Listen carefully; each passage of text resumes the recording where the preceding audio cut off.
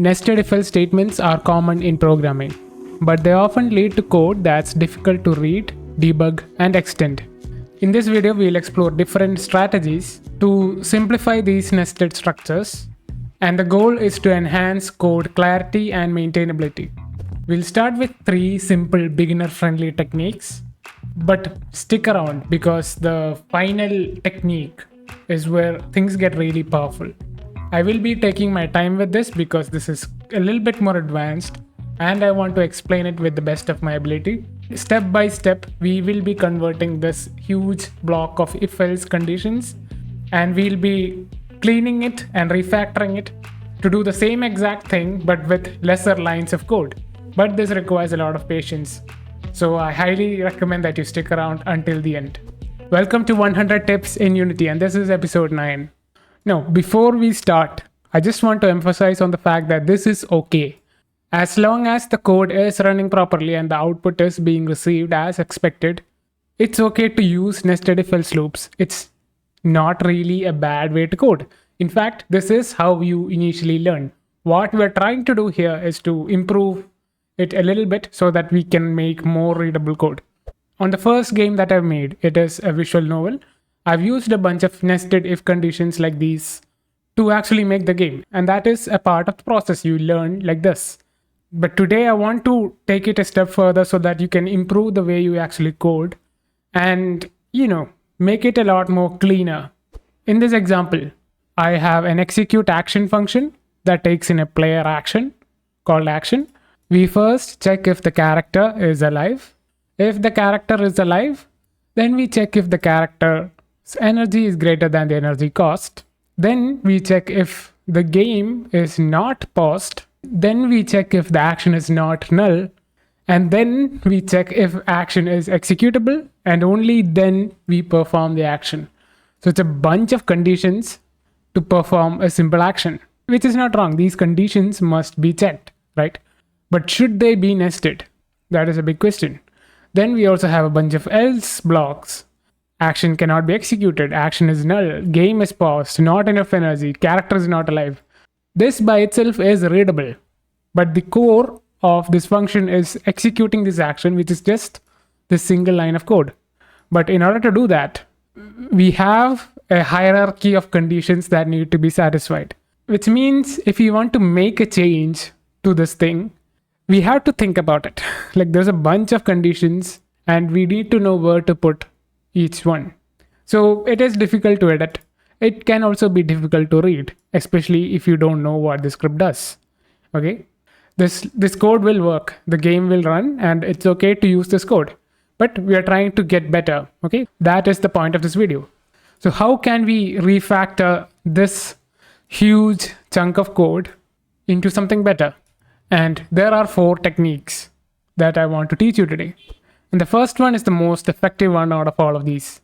And that is to apply early returns. In your code, you can simply write return and then give a semicolon. This allows you to exit out of a function. Here we are checking for all the valid conditions in order to perform actions. But in this technique, we are checking for invalid conditions to be handled first, and allowing the main logic to proceed without all of this unnecessary nesting. So in order to fix it, we first take the outermost condition. So we first check if character is alive. What we're going to do is we're going to cut all of this and we are going to flip this boolean. So we are first checking if the character is not alive. Then we print character is not alive and then we return. The rest of our code can be pasted here. Like that, we can do this for every if condition. I'm going to cut all of these. If character.energy is greater than action.energy cost, we're going to flip it by saying less than or equals energy cost. Then we can say not enough energy and then we return.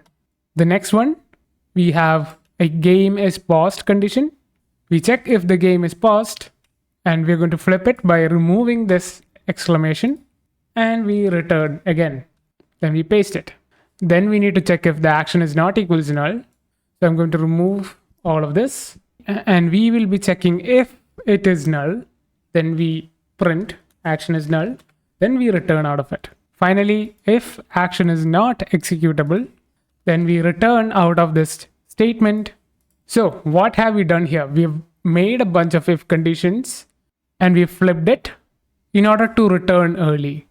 And once we have provided all of these exit conditions, then we perform the action, which is the main logic.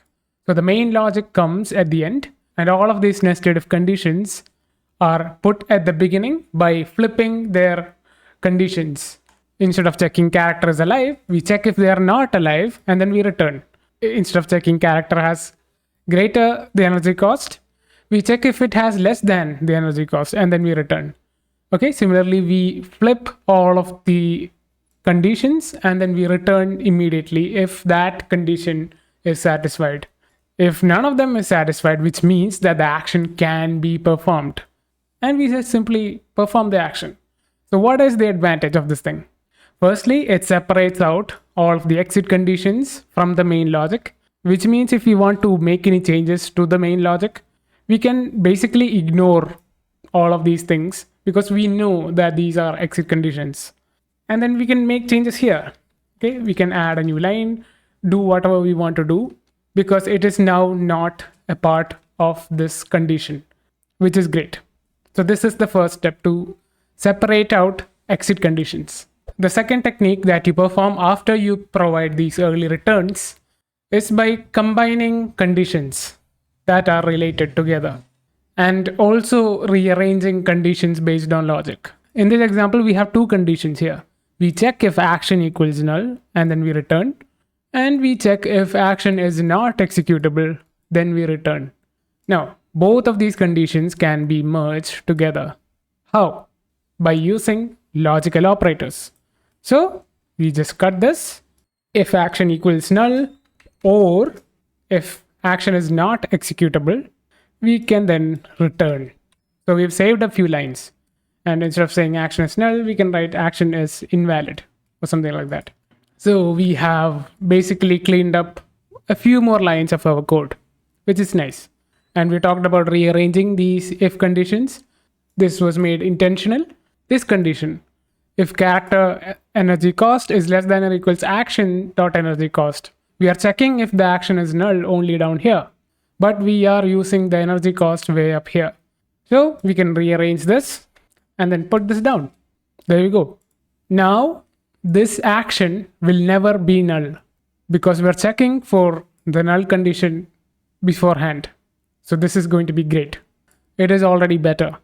And the third step is to utilize switch statements. In the case of different types of actions, you could have an attacking action, you could have a healing action, you could have a defense action. Instead of using an if-else nest, we can utilize a switch statement. In order to do that, we first create a public enum called action type, and we specify the type of actions that we can perform. For example, attack, defend, and let's say heal. And we create a reference to this new enum in our player action script. This is just for an example. You can do it anywhere. We have a public action type. Let's call this type. And we can have a get and a set. Now inside our script, instead of simply performing the action, we switch over the actions type. We give a case, action type dot attack. I hope you are familiar with the syntaxing of switch statements. In case of attack, we can have a perform attack function that takes in the action, and then we break out of this case. Similarly, for attack type defend and attack type heal, we perform different functions. Okay. Now there is a better way to do this even, but this is the first step. Okay. Once you master this, then we move on to technique 4, which is going to remove all of the switch statements and do it with better coding. And if none of these work, we can provide a default condition saying unknown action type, and then we can break. And we can have 3 different functions: perform attack, perform defense, perform heal, that takes in this action and does the attack logic, the defense logic, and the heal logic. This is just a simple example. So I'm not writing the entire thing here, but this is one way to do it. You can use switch statements, and instead of this nested if-else loop, and use an enum, and I recommend writing an enum where you actually use it.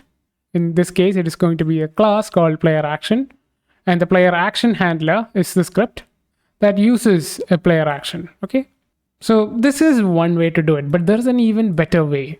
But I want you to learn this thing first and then deal with the next one, because in the next one we're going to even remove this entire switch statement, and that is by implementing polymorphism.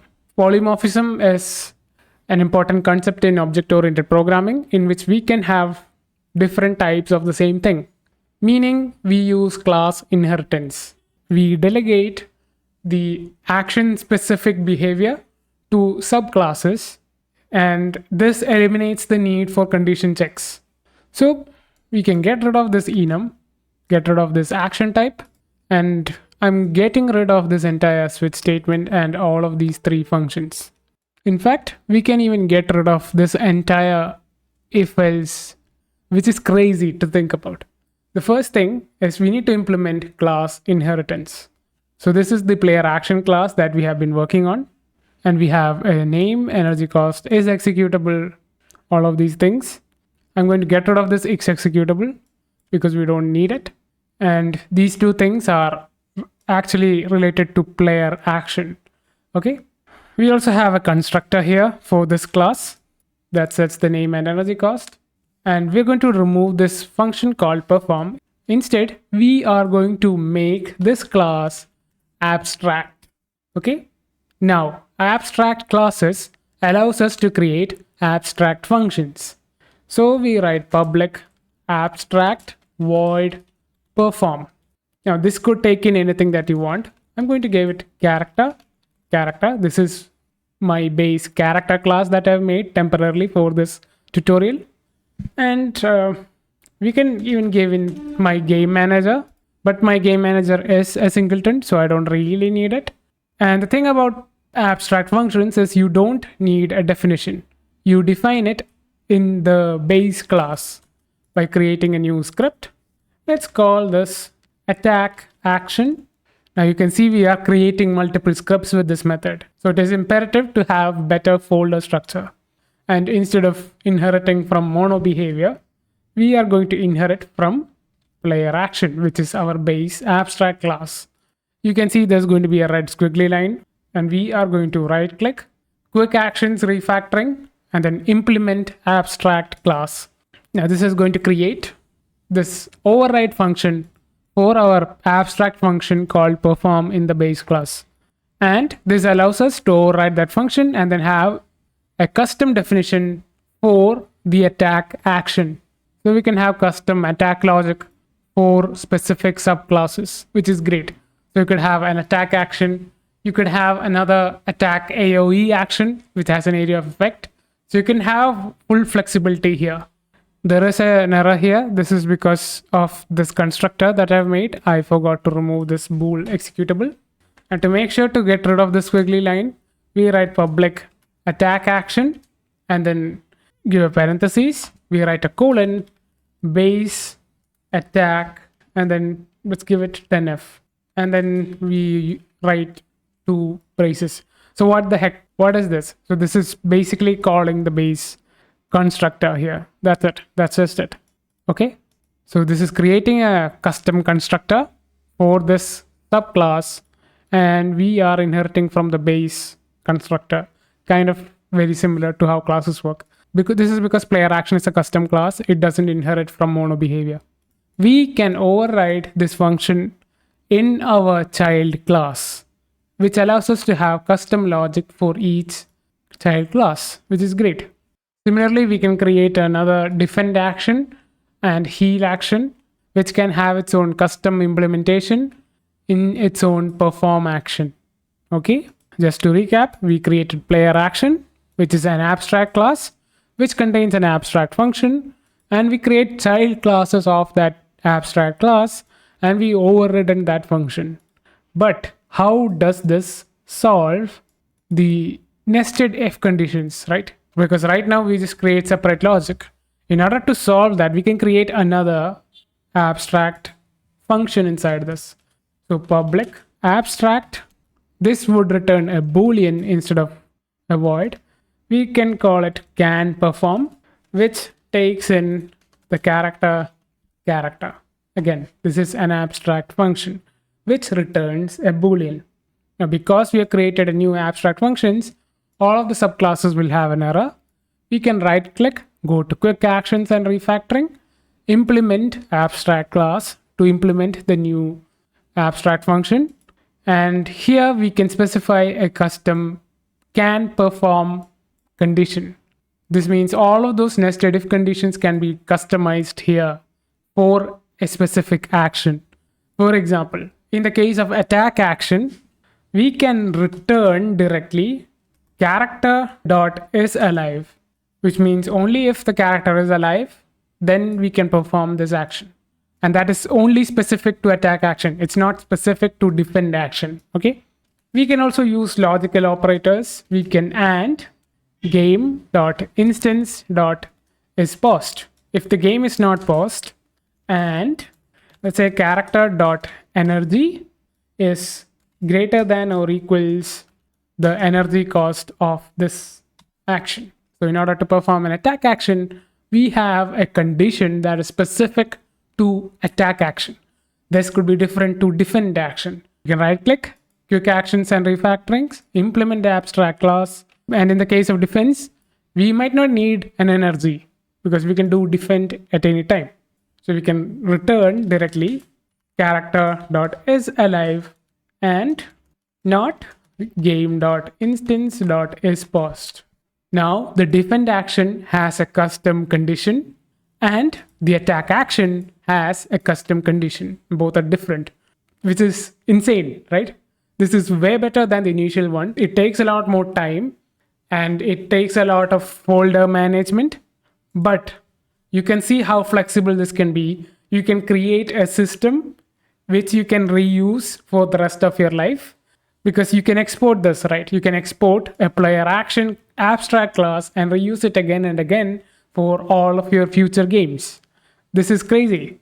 And in our main script, we check if action.canPerform, which is going to return a boolean. We need to specify a character here. So I'm going to give the character, and giving respect to the first technique and looking ahead at the future in which more conditions may arise, I'm going to give it a not, and then I'm going to return early. And then we can simply say action.perform. Also, I need to give in the character. We just eliminated a huge if-else nest, and we've basically replaced it with just 3 lines of code, but at the cost of having more scripts, which is not really that big of a deal because it gives us custom control of each action and its conditions and the way it implements its logic. This is better to eliminate a lot of if-else conditions. And yeah, that's it. That's it. That's all I have to share for the video. And I don't want you to implement abstract classes right away. I want you to start with using switch statements. I want you to slowly get into the habit of using class inheritance because this is such a big deal and it cleans a lot of your code and it helps us to create systems, and you can save all of these scripts and reuse them in all of your future projects. So that's all that I have to share for this video. If you want more Unity related coding tips in this playlist, please do let me know. Check out the full playlist. There are a lot more tips and tricks that I have shared before that are lesser known, but will really help you in learning a lot of Unity. So I'll see you in the next one. Take care. Peace.